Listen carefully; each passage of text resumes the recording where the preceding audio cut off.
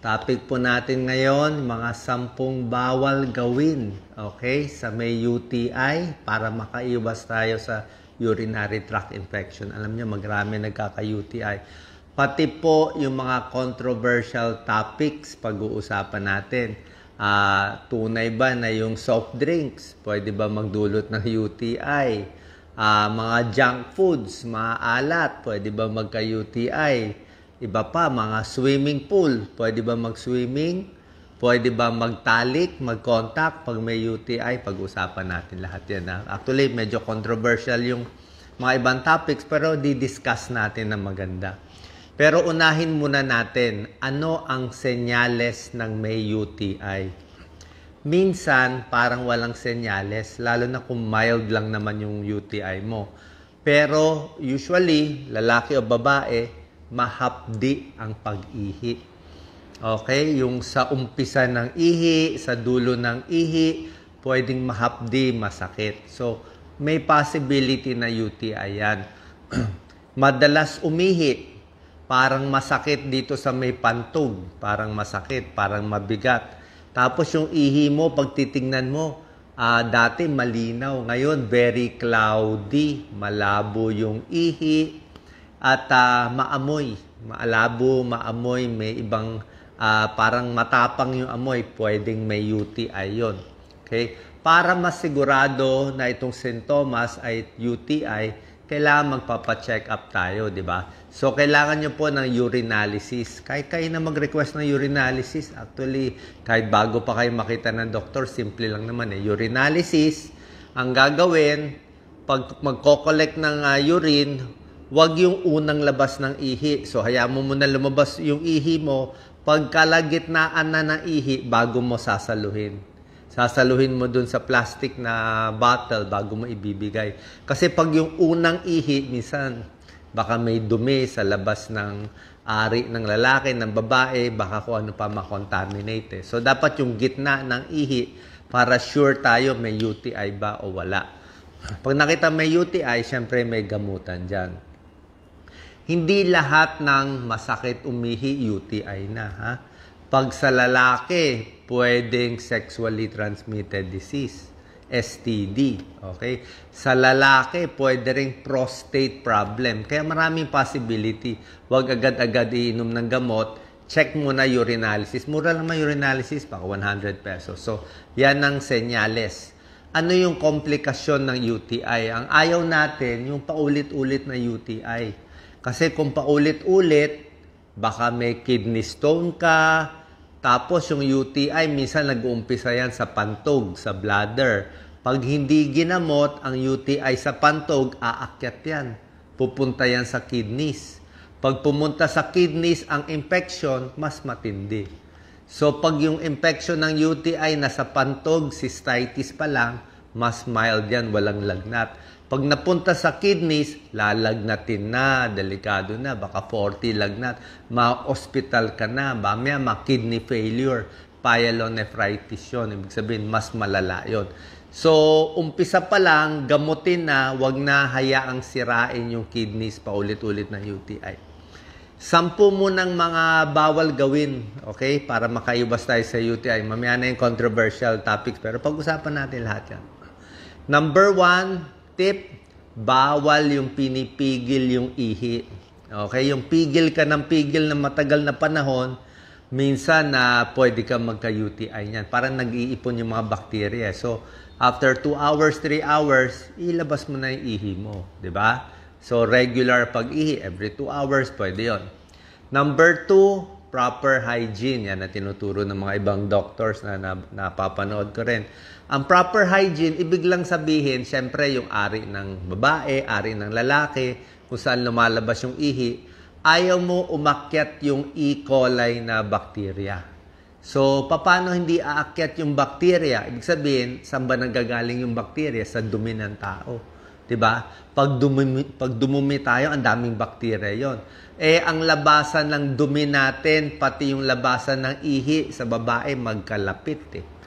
So, minsan, baka pag naghuhugas ka ng puwet, baka yung dumi mapunta dun sa, sa labasan ng ihi ng babae, pwede ka magka-UTI, di ba? Kung hindi malinis, baka yung paghugas, di ba, hindi malinis.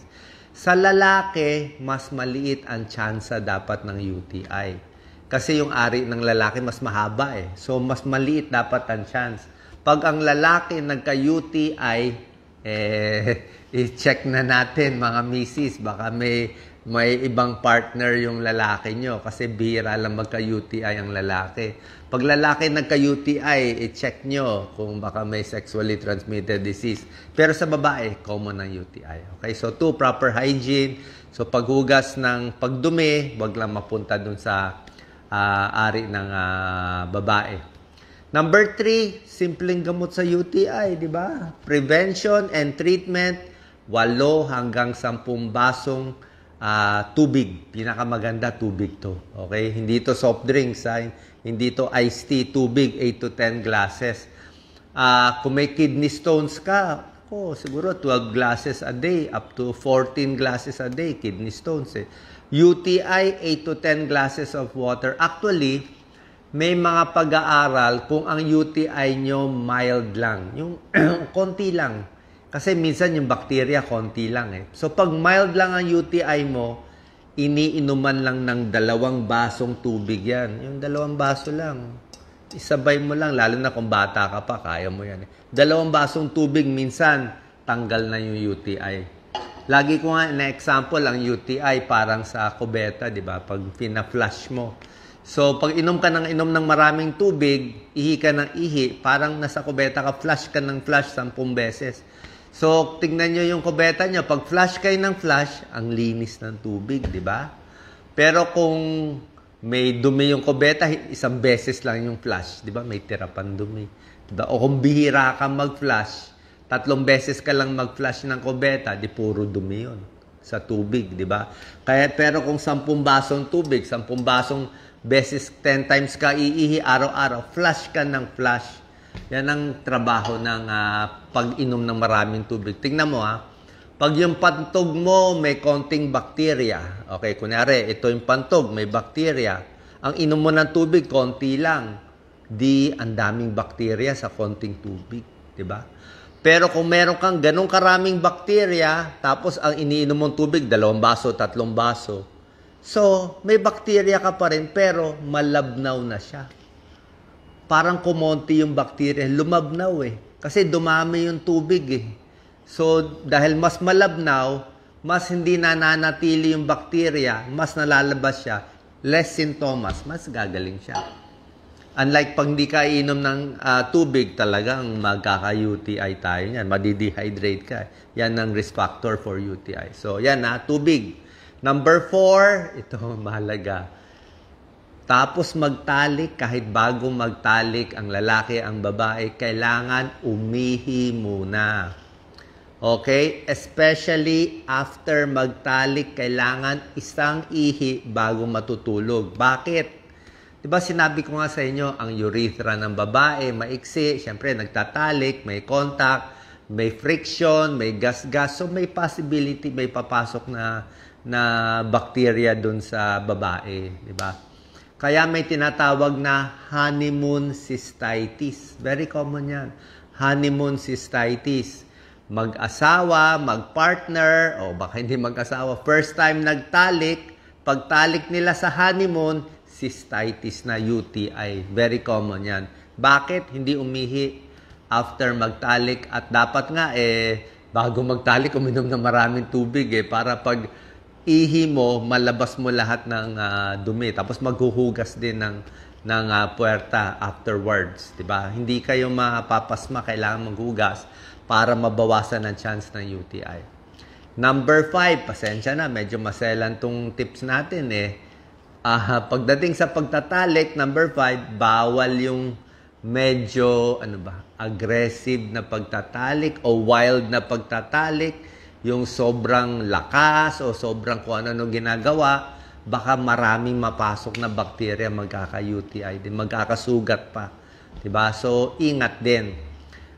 Pwede rin gumamit ng mga KY jelly, lalo na kung may edad na yung babae, kung medyo dry na yung babae.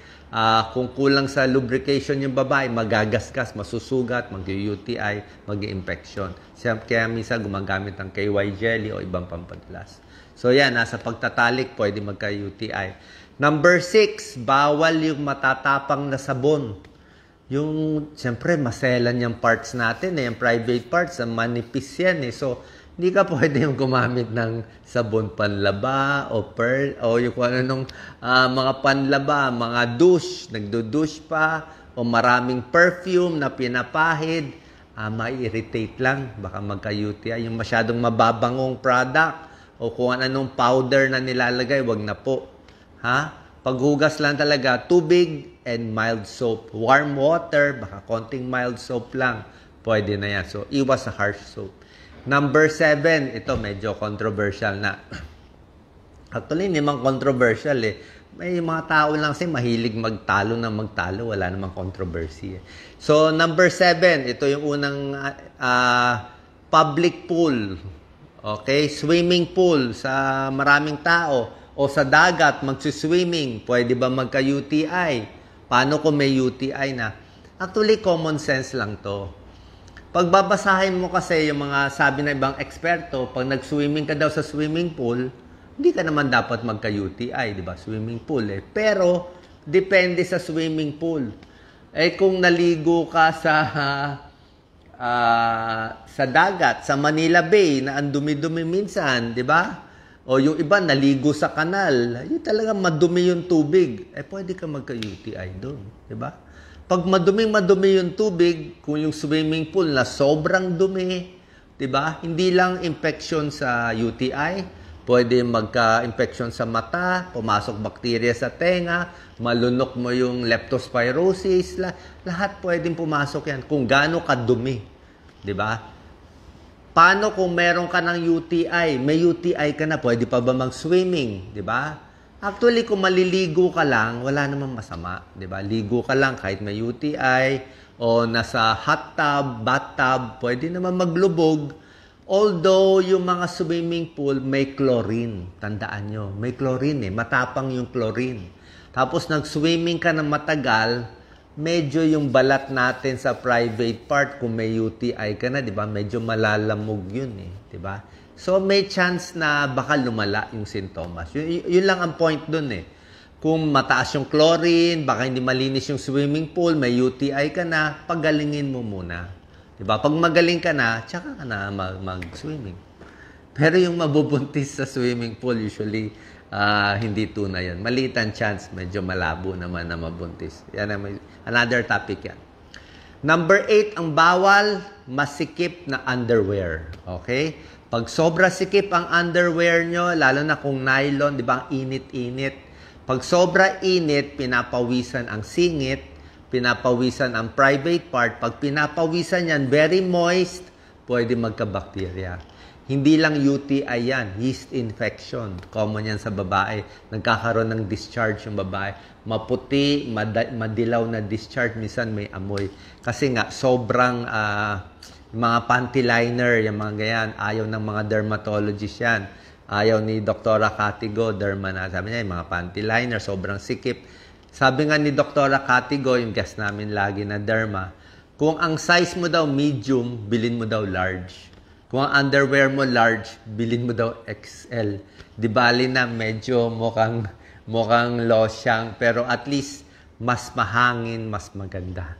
Yung iba nga sa gabi, walang underwear, mas mahangin, mas gagaling yung mga infection sa singit, lalo na sa lalaki, sa babae. Hindi lang UTI yun.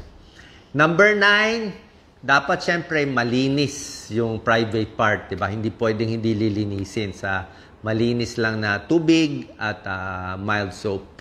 And number 10, dapat i-manage ang chronic condition. Anong chronic condition? Kung may diabetes kayo, okay, may diabetic, hindi controlled ang blood sugar, high risk for UTI. Pwede magka-UTI ang diabetic. Bakit? Mahina ang katawan hindi controlled ang blood sugar. Mahina immune system. Mabilis tamaan ng UTI. Another chronic condition, kidney stone. Okay? May bato sa bato, may kidney stone ka, mahina ka uminom ng tubig, nagka-kidney stone. pwede rin tubuan ng UTI yun. Hindi agad-agad yung may diabetes, may kidney stone, hindi agad-agad magkaka-UTI, pero higher risk siya sa normal. So ito yung mga bawal gawin, yung mga bawal pagpigil. Okay, punta na tayo doon sa mga controversial topics. Okay, nakita ko, ang dami nagtatalo mga doktor, mga pasyente. So ito yung tanong, soft drinks ba, matatamis ba, junk food ba, pwede ba magdulot ng UTI? Okay, soft drinks, junk food. Pag tatanungin mo ang mga doktor, ang sagot nila ay hindi. Okay? Pag tanungin mo rin ibang expert, sagot nila ay hindi. Kasi ang paliwanag ay soft drinks, junk food, matamis, maalat, walang bakterya dun kumain ka lang. 'Di ba? Pero soft drinks, syempre, nakakataba. 'Di ba? Junk food, parehong hindi healthy yan. Pwedeng magka-diabetes, sakit sa puso, 'di ba? Maalat. Pero yung magkakos ng UTI, kaya uminom ka ngayon ng soft drinks, kumain ka ng chicheria, bukas magkaka-UTI. Mukhang hindi. Kasi nga, ang UTI, bacteria E. coli. E. coli na pupunta dun sa urethra ng babae. Kaya, ang sagot ng mga doktor, hindi. In a way, tama rin yon. Kaya lang, ito yung issue. Okay, hindi pa tapos Wag nyo ako i-cut. Kailangan maintindihan nyo. Paano kung yung soft drinks mo at chicheria mo 5 taon mo kinakain? Let's say 5 years ka na ng puro soft drinks, puro junk food, puro matatamis, puro bawal ang kinakain. Pwede ba higher risk for UTI? Actually, kung tutuusin, yung pangmatagalan 5 years o 1 year, 2 years, actually possible. Pero indirect. Paano nangyari? Sobrang matatamis, sobrang soft drinks, ang ginagawa mo, kain ka ng kain, magkaka-diabetes ka. Higher risk for diabetes, overweight, metabolic syndrome. Pag nagka-diabetes ka na hindi controlled, pwede magka-UTI. Indirect, pang matagalan. Siguro, pag puro ka na talagang soft drinks, humina na katawan mo, marami ng problema. Actually, soft drinks, matatamis, iced tea, and diabetes, hindi lang UTI magiging problema mo. Ang problema mo, kidney failure. Yun ang pinaka-nakakatakot. Kidney failure sa diabetes, makakabulag, ang daming diabetic retinopathy, napuputol yung paa, namamanhid yung paa, nagkakaroon komplikasyon sa puso, heart attack, stroke, diabetes, lahat yun. UTI, dagdag lang yun, dagdag komplikasyon. Pero, long term pa bago aabot sa UTI. Pagdating naman sa junk food, maalat, mga patis, toyo, daing, pwede ba magka-UTI? Hindi agad-agad. Hindi yung kumain ka ngayon ng chicheria, bukas na. I don't think agad-agad. Pero, kung sasabihin mo sobra alat ang kinakain mo, ano mangyayari? Diba? Pag maraming alat, mababawasan ka ng tubig, madidehydrate ka. Pag na-dehydrate ka, magkaka-kidney stone ka. Diba? So, pag nagka-kidney stone ka, ano pa ba? Junk food, sobra alat, pwede ka rin magka-kidney stone. Diba? Ayaw natin din yung sobrang salt kung may kidney stone ka. So, lahat itong junk food, unhealthy foods, higher risk for kidney stone, kung ano man yung kidney stone mo. Pag may kidney stone ka na, pwede ka na magka-UTI. Kasi dumidikit na doon yung UTI. So, in a way, soft drinks, junk food, in the long term, after 5 years, kung puro yan nang yan, pwede naman umabot sa UTI. So, pareho silang tama, yung mga nakikipag-away. Tama naman yung mga doktor, hindi agad-agad. Pero indirectly, in long term, pwede rin. At may kukwento pa ako sa inyo. Kasi yung mga pag-aaral sa medisina, pabago-bago. Minsan may pag-aaral noon. Paano kung next year may bagong pag-aaral? Possible na biglang magkukos na pala ng UTI, hindi natin alam. Pero, explain ko lang yung mga lumang pag-aaral. Okay? Sa lumang pag-aaral, meron ako nakita 2013, 2015, chinek nila ang mga pagkain ito at sintomas ng UTI. Yung may UTI na yung tao. Ang nakita nila, may mga pagkain nakakalala ng sintomas ng may UTI, may mga pagkain nakakaginhawa sa may UTI. Doon muna tayo sa nakakaginhawa sa UTI. Siyempre, tubig. Okay? Pero nakita nila, cranberry juice, wala tayo dito eh. Bibili ka lang sa mga imported supermarket. Cranberry juice, may tulong konti sa UTI. Pero pag may sakit sa UTI, antibiotics pa rin tayo.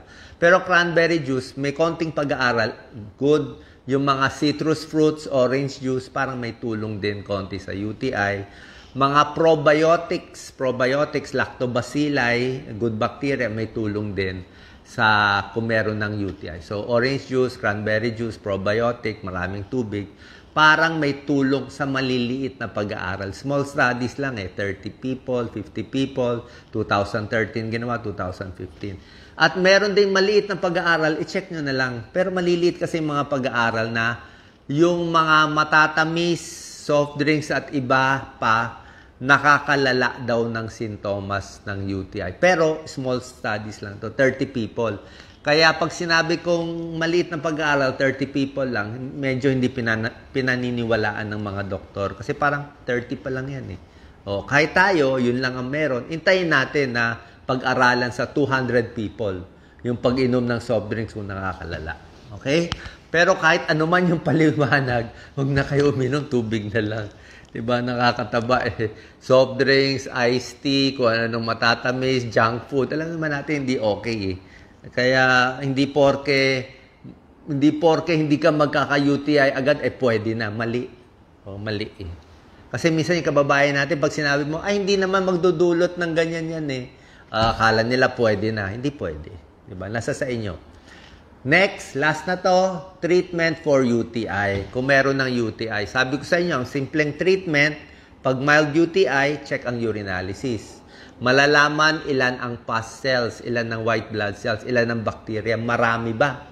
Kung konti-konti lang ang infection sa ihi, baka mga 3 to 5, 5 to 10, baka makuha na ng inom ng tubig. Tubig lang. Okay? 10 glasses to 12 glasses of water in a day, baka makuha na yung UTI mo. Pero pag ang UTI mo sa urinalysis, TNTC. Anong TNTC? Too numerous to count. Sobra daming bakterya na hindi na po pwede. Kailangan magpa-check na tayo sa doktor, bibigyan kayo ng antibiotics. Ano yung mga antibiotics na binibigay? Unang-una, syempre doktor dapat magbigay kasi nga hindi pwede sabihin. Pero bibigay ko na lang yung pangalan. Hindi nyo naman mabibili. Usually, mga coamoxiclav, pwede yan. Yung mga matatapang, mga ciprofloxacin, levofloxacin. Kaya lang itong mga gamot na to, kailangan doktor lang magpre-prescribe. Kasi nga, dapat sure na may UTI, at sure tama yung tagal. Baka 3 days papainumin, baka 5 days, baka 1 day. Dapat doktor magbibigay. Kasi pag ininom nyo tong mga ciprofloxacin, marami na gusto mag-self-prescribe o mga coamoxiclav. Ang problema dyan, hindi mo mapapatay ng todo yung bakterya. At ang problema, pag sinanay mo yung katawan mo sa antibiotics, pag kailangan mo na siya, hindi na siya effective. Masasanay yung mga kalaban mo sa katawan sa antibiotics. Gusto natin kung kailan ka may tunay na UTI, may pulmonya na matindi, tsaka first time, parang virgin case, first time ka inom ng antibiotic para patay siya agad.